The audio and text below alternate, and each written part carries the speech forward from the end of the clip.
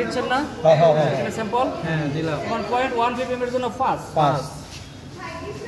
0.2 এর জন্য হলো 10 এভাবে 6 পর্যন্ত 30 পর্যন্ত নিলেন। নেওয়ার পরে করবেন কি প্রত্যেকটার মধ্যে ডিস্টিলেটর দিবেন অর্ধেক পরিমাণ আনুমানিক অর্ধেক পরিমাণ ডিস্টিলেটর দিলেন। দেওয়ার পরে এখানে 4 ml করে সালফোমোলিক অ্যাসিড দিবেন। তারপরে দিবেন 6 ড্রপ স্ট্যাটাস ক্লোরাইড দেওয়ার পর্যন্ত 100 ভলিউম করবেন, শেক করবেন পানি দিয়ে, হ্যাঁ ডিস্টিলেটর দিয়ে।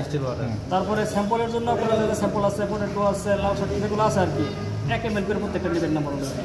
নেওয়ার পরে আবার এই পর্যন্ত করে ডিস্টিলেটর দিবেন, দিয়া 4 ml সালফোনিক অ্যাসিড দিলেন, 6 ড্রপ স্ট্যাটাস ক্লোরাইড ওইগুলো মার্ক পর্যন্ত ভলিউম করবেন 100 একই প্রসেস ভলিউম করবেন। তারপরে আমরা স্পেকট্রোফটোমিটার রিডিং দেবো 660 মিলিমিটার ফসফরাস। আগে স্ট্যান্ডার্ড সিরিজটা নেব, স্ট্যান্ডার্ড সিরিজ আলাদা রিডিং দেওয়ার পরে স্যাম্পলের রিডিং দেবো।